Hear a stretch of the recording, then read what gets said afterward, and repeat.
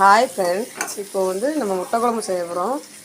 தாளிச்ச சட்டியில் வந்து பெரிய வெங்காயம், கடுகு, தக்காளிலாம் போட்டு தாளிச்சம் பண்ணுறோம். தாளிச்சம் பண்ணிட்டு இதுதான் எங்கள் வீட்டில் பெரிய போகாமல் அவங்க சொல்கிறபடி தான் நாங்கள் செஞ்சிட்ருக்கோம். முட்டை குழம்பு அவங்க தான் சொல்லி தராங்க. ஹாய் சொல்லுங்க. ஹாய். இப்படி சொல்லலாம். இவன் வந்து பார்த்திங்களா தேங்காய் எடுத்துகிட்ருக்கா. தேங்காய் அரைச்சி ஊற்றணும். ஹாய் சொல்லு. ஹாய். லைக் பண்ணுங்க, ஷேர் பண்ணுங்க, சப்ஸ்கிரைப் பண்ணுங்க. அவ்வளவுதான். இதுதான் எங்கள் பொண்ணு வதக்கிட்டு இருக்கா. ஹாய். நல்லா வதக்கணுன்னு பொன்னிறமாக வந்தோடனே முட்டை குழம்பு பவுடர் போட்டு தேங்காய் அரைச்சி ஊற்றலாம்.